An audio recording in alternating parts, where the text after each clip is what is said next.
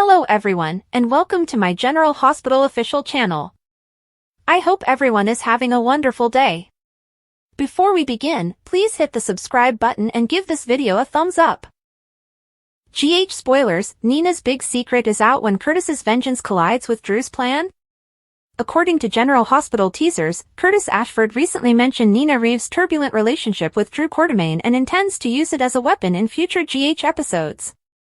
Drew's own sinister plan to coerce Portia Robinson into fabricating Michael Corinthos' test results in order to portray him as a drug addict clashes with Curtis' effort to undermine Drew, motivated by his rage over the congressman blackmailing his wife. It goes without saying that Drew wants to assist Willow Corinthos in regaining custody of Amelia and Wiley Corinthos. Will Nina take advantage of the opportunity to come clean and reveal Drew's blackmail before it ruins Michael, or will she remain silent out of concern for her daughter's safety as Curtis gets ready to reveal the affair bombshell? Curtis' bombshell meets Drew's deceit. Curtis's plot to expose Drew and liberate Portia from his control is fueled by his recollection of Nina's infidelity. In the meantime, Michael's recent custody victory is intended to be undermined by Drew's pressure on Portia, as evidenced by her distressed office moment. Drew's plans might be exposed if Curtis discloses the affair, but Nina's involvement in drugging him and arranging for him to see Jacinda looms large. Will Nina be forced to disclose the affair and Drew's blackmail as a result of Curtis' attack, or will she remain silent out of concern for Willow's feelings? Would she use this truth bomb to force Portia to drop a peg, or 10, in retaliation against Curtis? Was Nina cowardly or confessional? Nina's remorse over the Jacinda setup and her liaison with Drew mixes with her fear of losing Willow, which is already tense due to her previous transgressions. Nina might admit to foiling Drew's scheme against Michael if Curtis exposes the affair, which would both save and ruin Portia's career. However, keeping quiet could allow Drew's fabricated results to ruin Michael and even deprive Willow her children once more. Will Nina have the guts to tell everything, or will she keep her mouth shut out of dread of Willow's rejection and her own guilt? Port Charles prepares for fallout. The combination of Drew's plot and Curtis' attack will undoubtedly result in GH's upcoming weeks seeing record-breaking ratings. Willow might be immediately released from Drew's control if he fails. However, Nina is already going to be in a lot of trouble with Willow because of the affair, and she might not be able to take another hit that further distances her from her daughter, especially if that is the only way she will ever be able to interact with his grandchildren. The internet is rife with GH fans who believe it's time for Nina to take the high road and speak the truth, despite the fact that some followers would argue that she should keep the facts to herself. Will Nina be forced to speak clean about everything by Curtis' revelation, or will her quiet allow Drew's scheme against Michael to ruin lives? GH spoilers for Monday, July 21st, thought-provoking, cautionary tales, and delightful activities. Monday, July 21st. General Hospital spoilers and updates hint at serious cautions, nostalgic activities, and food for thought. Jason Morgan embarks on a sentimental quest, Vaughn delivers a severe warning, and Dante Falconeri offers Anna Devane something to think about. Lucy is here, so don't be afraid. Brooklyn Quartermaine Chase appears anxious, while Lucy Coe appears to be preparing for a home and heart program. Since Lois Cerullo is no longer with them and they don't appear to have a face of deception, it appears that they are the only Deception Cosmetics representatives who will be posing for the items. With a confident demeanor, Lucy informs Brooklyn, who appears somewhat doubtful, "Never fear, I have it handled." After enough encounters with Lucy, Brooklyn is aware that there is cause for concern if she claims to have the situation under control. They'll do their best, though, because the show must go on. Food for thought while they talk about Jocelyn Jackson Vaughn, whom Anna had under surveillance, being on the airport security film. Dante gives Anna some food for thought at her office. When Jocelyn claimed to have taken an impromptu trip to Easter Island, Anna knew something wasn't quite right, so she refrained from questioning her mother. Mama Bear Carly Spencer becoming involved in an investigation is the last thing they need. After all, it's already awful that she's seeing Jack Brennan. Since it's very clear that Jocelyn has joined the WSB, Dante asks Anna if she believes Jocelyn has any idea what she's gotten herself into.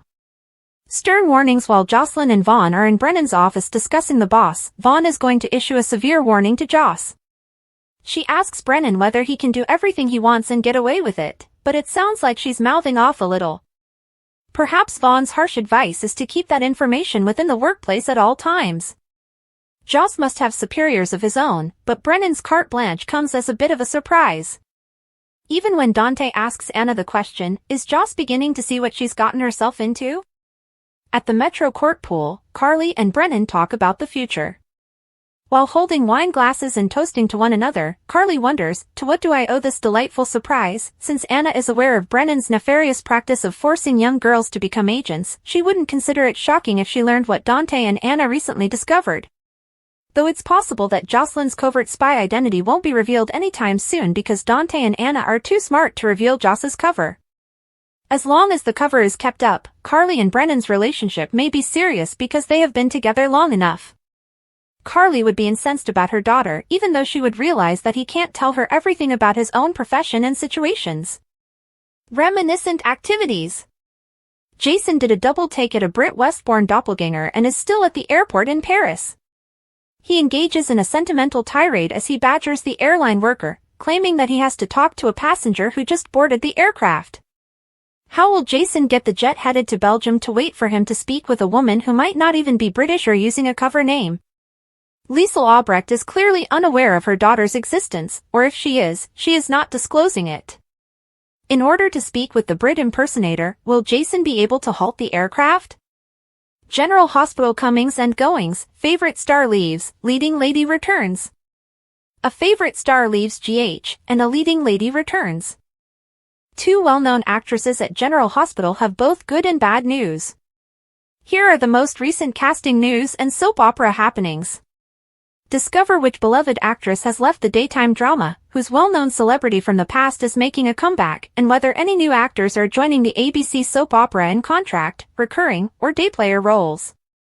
On Monday, July 21, 2025, Kelly Thibault, who was killed off as Dr. Brit Westbourne in January 2023, makes a surprising comeback to the serial opera. Although GH has not yet revealed the character she will play this time, there are indications that Brit may return, especially because Kathleen Gotti is returning to the role of Liesl, Brit's mother. Keep an eye out. Speaking of Gotti, she will be back on the air this week. On Thursday, July 24th, Liesl will be reunited with Elizabeth, played by Becky Herbst.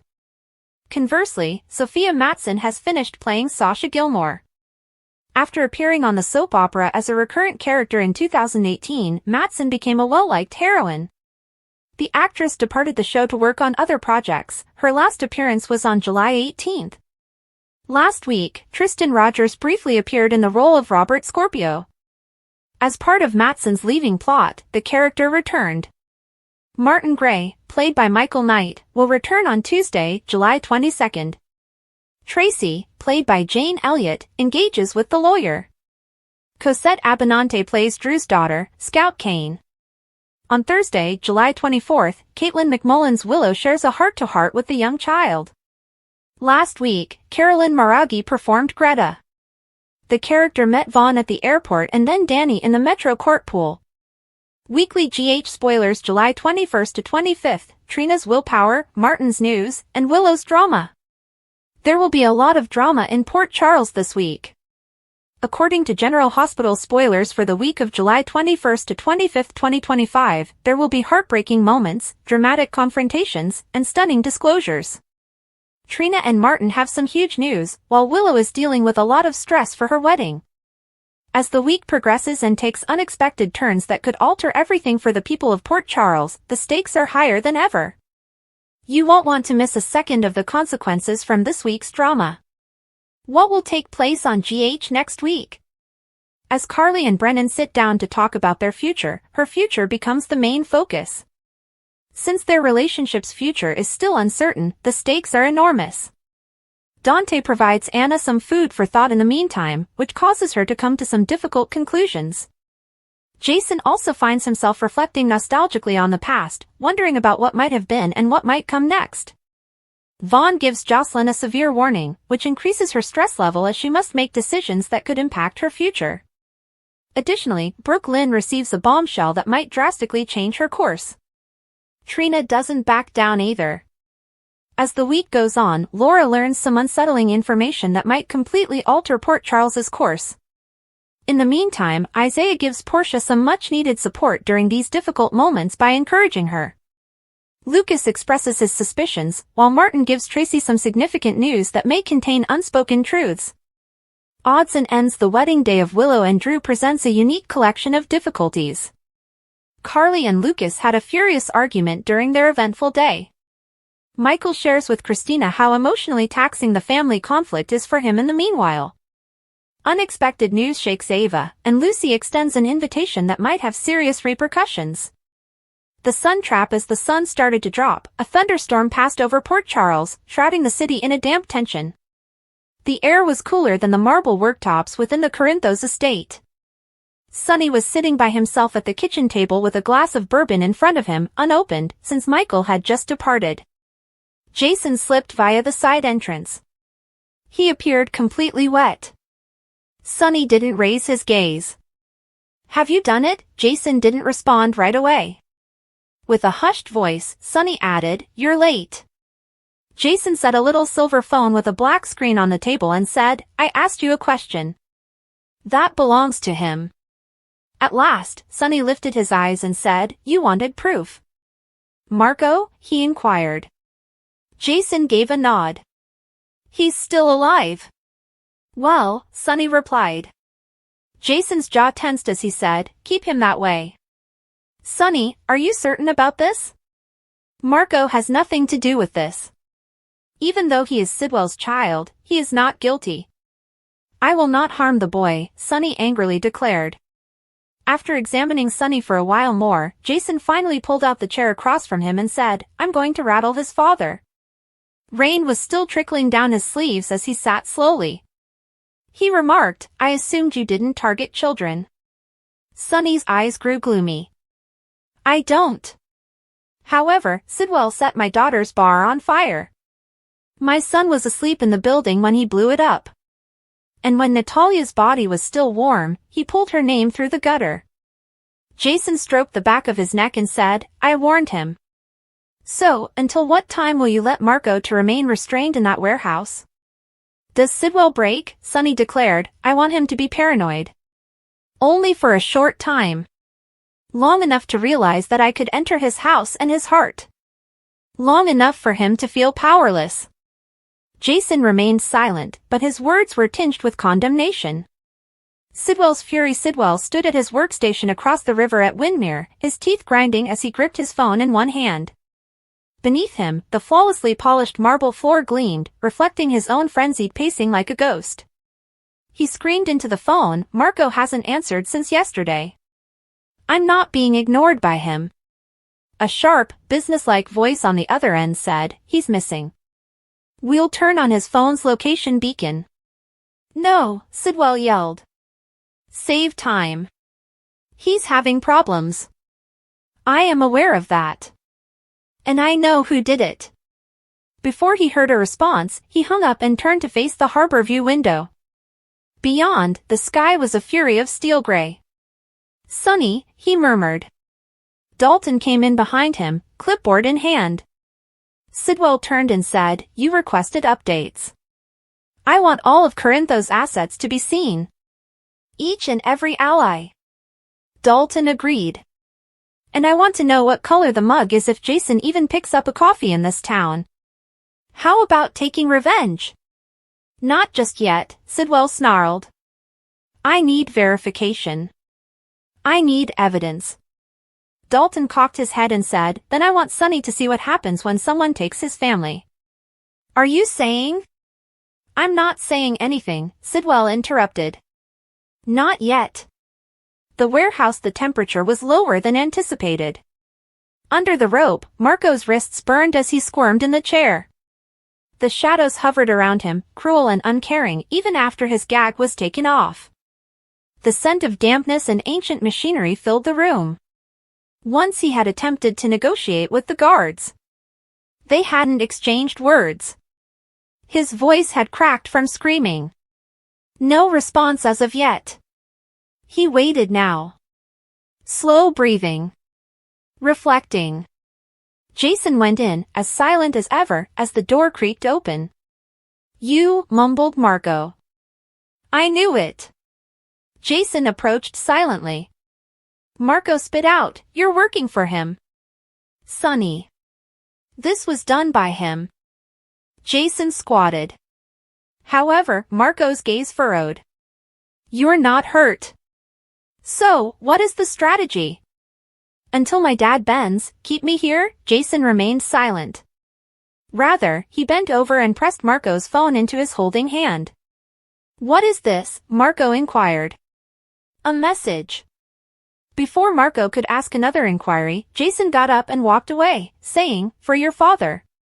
Anna's uncertainties. Anna was sitting in her office at the PCPD with her phone to her ear.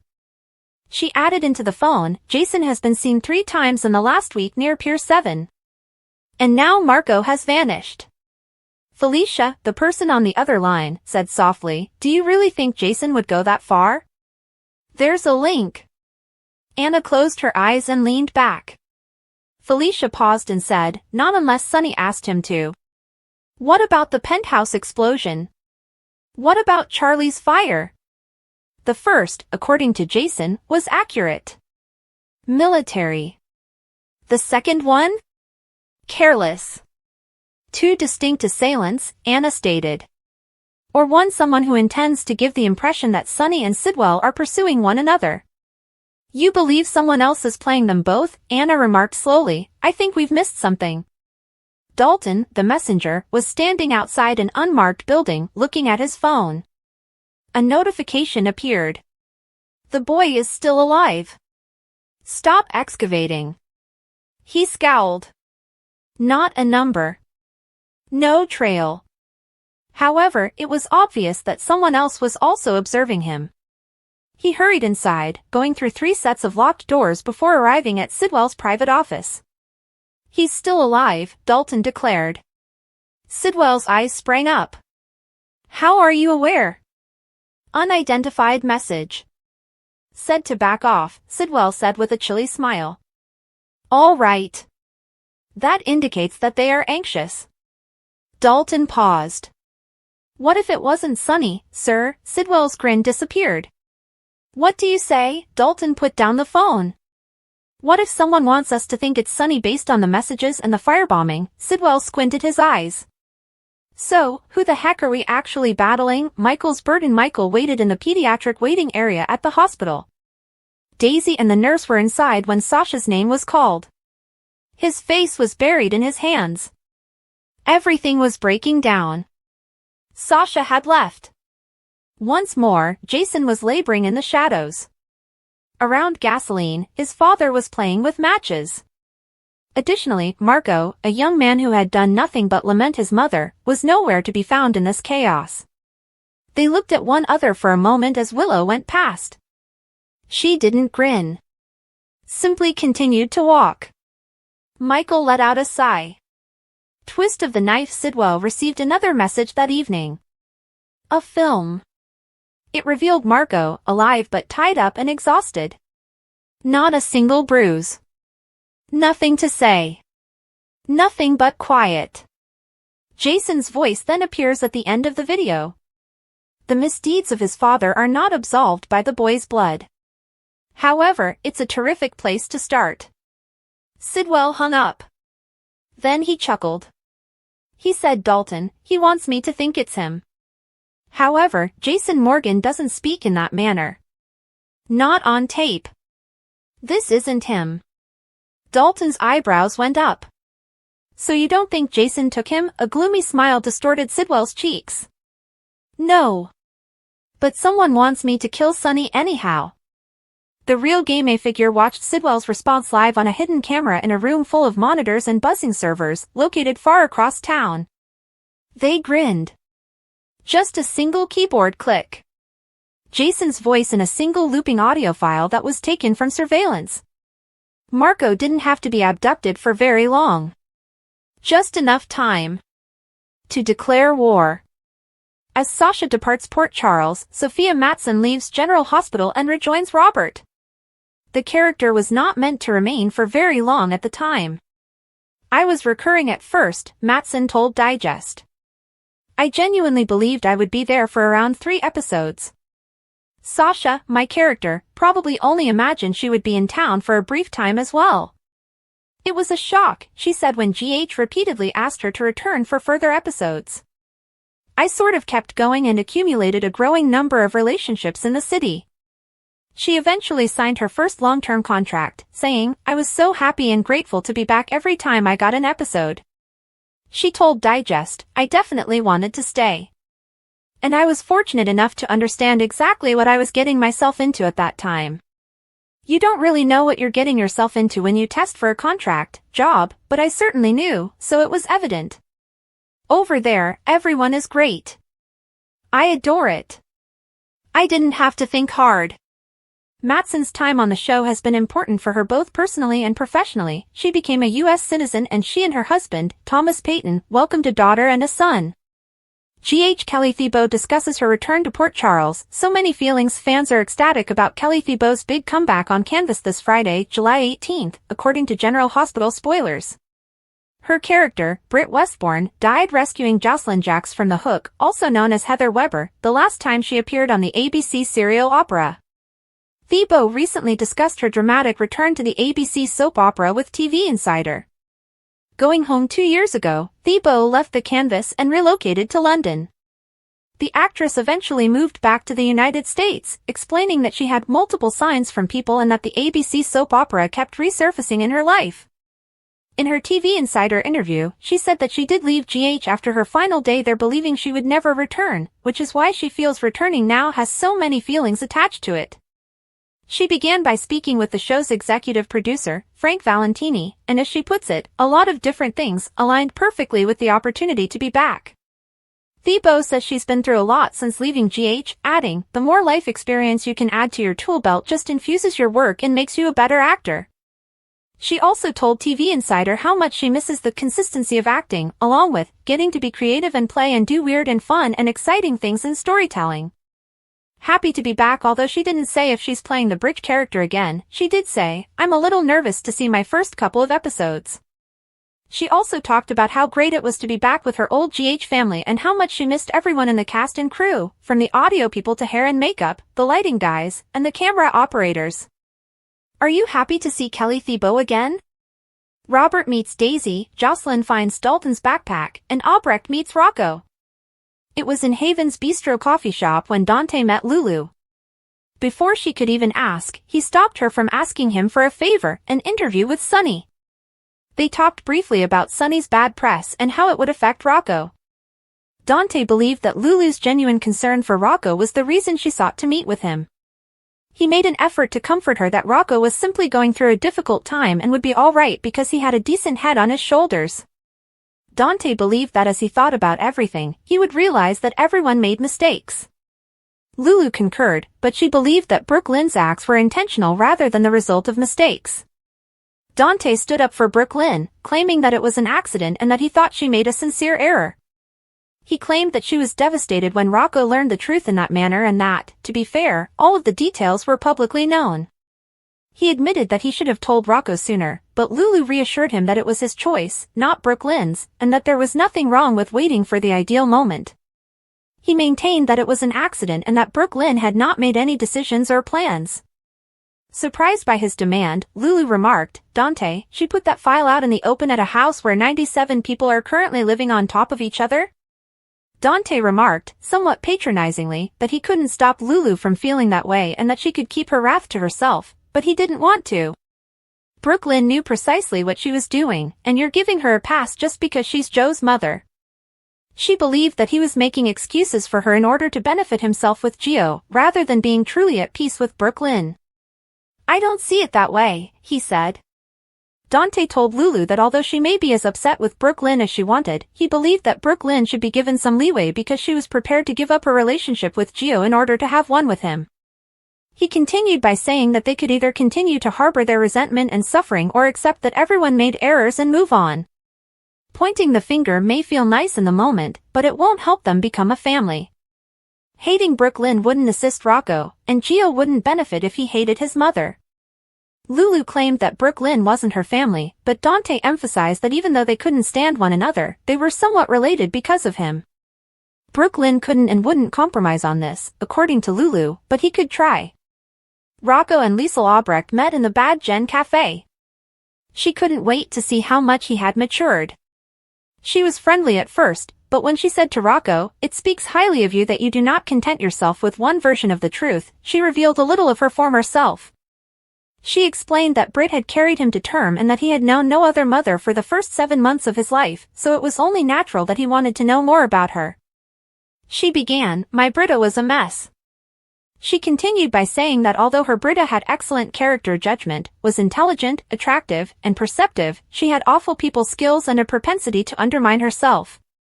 When she urged him to talk openly with her, Rocco grudgingly admitted that he had heard Britt wasn't the greatest person, but he knew she was her daughter, so perhaps she wouldn't want to know. Since she had heard it all before and had no illusions about her daughter's identity, Liesel remarked that while she appreciated his concern, it was unjustified.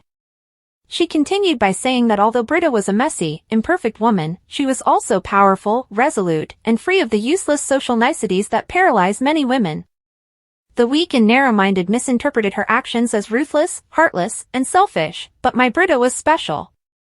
Liesel said, "I heard she was brave and loyal and thought maybe she was a better person than she thought she was." Rocco asked if she lived her life the way she wanted and never wasted her time wondering what the world thought about her. Liesel was taken aback. Liesel said it was good that he was talking to people who knew Britt, rather than just his parents, who she said were quite biased. Rocco said he didn't think the word biased was appropriate, but rather angry, and that they had a right to be. He said, "For someone with brain damage, Jason can be very wise." She concurred, but they were too upset to give Britta any credit for caring for him throughout the first 7 months of his life. Liesel said she wanted to know more about Britta but that it was good to talk about him because she missed him a lot. Rocco inquired as to how long she will be in town before leaving for work. He inquired as to whether they could get together again shortly after she answered, "For a while." Nina was looking over the most recent Aurora piece, How My Dream Marriage to Sonny Corinthos Became My Worst Nightmare, at her Crimson office when Sonny arrived and questioned her about why she had misled the media about him. She informed him that Tracy was blackmailing her and apologized right away. She stated that Tracy had to comply in order to safeguard her vulnerable family, but she did not divulge the information Tracy possessed. After understanding, Sonny inquired as to whether there was anything else he should be aware of coming down the pike. She informed him that a follow-up to her interview with the Port Charles Press would be published shortly. His questionable mental state was the topic of the interview, Nina said, and she was questioned about his unpredictable behavior, his medicine, and his personality when he wasn't taking it. She expressed her apologies, claiming she was unaware of how badly they would utilize her. Sonny informed her that Tracy, who had long harbored animosity toward him, was to blame rather than her. Nina cautioned him to use greater caution, as Tracy now believed she was shielding Gio from danger due to Sonny. He acknowledged that Tracy was correct and that Joe's visit the other day had still left him shaken. He told Nina that although he and Tracy were both afraid for Gio, he still didn't intend to let her stand in his way. Tracy was unaware that Sidwell was taking advantage of her worry. Liesel came in to visit Nina after she had left the cafe. Liesel claimed to be there to save Nina because she had not heard from her in a long time and assumed that her life was in ruins. Liesel questioned how much mess she should expect to clean up in her family and what problems she had gotten herself into. Jocelyn met Dalton for work at the Metro Court pool early. Before they began, he told Jocelyn he wanted to go swimming because he was preoccupied with a woman sitting by the pool. "I'll be working at the table," Joss stated. The woman gazed at the rucksack Dalton had left by his chair as he entered the water. Something was going to happen, so Joss texted Vaughn to go to the pool. Joss urged Danny to pay extra attention to the woman because she was a very excellent tipper when he handed her a drink. Dalton exited the pool and gave the woman a knowing glance as Danny asked if she needed anything to drink. When he went to sit with Joss, she told him that his article's publishing journal was asking for some minor changes. As Joss observed the woman making her way to Dalton's backpack, Danny unintentionally obstructed her path by inquiring if she would like a towel. Dalton informed Jocelyn that the fun work would soon begin and that it wouldn't always include simply responding to his emails during the summer. After stating that he had an appointment with the dean, he went to change. Danny offered the woman a free yogurt parfait as she continued to gaze at the rucksack. In order to insert a tracking device inside Dalton's rucksack, Jocelyn deliberately dropped her sunglasses near it as she stood up, but he approached before she could do so. He departed once more, letting Joss insert the tracker after all. For his great service, the woman gave Danny a $50 tip. Unaware that Dalton and Jocelyn were both observing from behind the curtain and the table, she picked up the backpack on her way out. Joss texted Vaughn to let him know that he needed to intercept at the backup spot because it was too late to arrive at the pool. Sonny went to the pool to meet Lulu after leaving Nina's office. They talked about Laura's chances of winning re-election as well as the negative media publicity that was harming Sonny. In order to eliminate Boyle and Drew's influence and remove the peers from the equation, Lulu urged Sonny to sell them or donate them to the city. Sonny informed Lulu that he would not accept an offer he had made for the peers. Sonny informed her that he was handling everything and that she should have faith in him to find a solution when she mentioned that there would be more offers, giving him an opportunity to find the ideal buyer. She apologized for pressing so hard and claimed she trusted him. She didn't seem urgent to him, and he could understand her concern for Rocco and her mother. He claimed that because they both would stop at nothing to support their families, they were very similar. Anna and Felicia met at her PCPD office. Anna was more certain than ever that Professor Henry Dalton was being watched by the WSB, which was conducting an OP in Port Charles. She claimed that although she is unsure of the reason behind their actions, she believed Vaughn to be a field agent who was either working for or against the WSB. Felicia persisted in refuting Anna's suspicions, but in the end, Anna claimed that there was surveillance rather than coincidence. She claimed that Anna had excellent intuition, and she was most likely correct, but she had to stop talking about it right away. Felicia questioned how much of Anna's quest was about taking revenge on Brennan for kicking her out of the WSB, and how much it was about Emma. She believed that Brennan shouldn't be causing Anna any trouble at this time. Anna acknowledged that perhaps she ought to view the OP more as a grandma than an agent. Dante visited Anna after Felicia departed. She stated she needed to ask the WSB for a favor. To assist Sasha and Daisy in settling into their new home abroad, Jason flew with them. Sasha expressed her gratitude to Jason for supporting her and ensuring Daisy's safety. They talked about safety issues and the current state of affairs. Sasha believed that switching between Sonny's world and the Quartermaines must be difficult. Given that Monica was experiencing health problems, Jason was happy to be able to spend time with her at home. He admitted that it was difficult for Monica for many years to not know where he was or whether he was all right. They all agreed that Monica loved them all very much and had a profound strength. The fact that Danny could have a relationship with her pleased him. Tracy was described by Jason and Sasha as challenging, but not as horrible as she appeared to be. Jason even acknowledged that she was right about some of his decisions. He claimed that he was able to see it more now because of Danny, whereas previously he didn't really notice it. Sasha claimed that although she was confident Jason would always support Sonny, being Danny's only parent must have changed the way he saw risk. Regardless of the situation, he believed that keeping Danny safe was his top priority. Sasha praised Jason's relationship with Danny and stated he was wonderful, but she sensed that Danny was concerned about Jason feeling lonely or sad. She questioned whether he ever took the time to consider his desires, telling him that throughout their time together, he had consistently put the needs of others before his own. Although Jason said he was okay, he did appreciate Sasha watching out for him. Sasha told him that he was a really decent guy who should be able to share it with someone, but she still felt that he needed to be out there dating. They arrived at the residence where they would be staying after landing. Papa Robert answered the door as Sasha knocked, revealing a delightful surprise. Thanks for watching. If you like this video, so please don't forget to subscribe my channel and don't miss any update.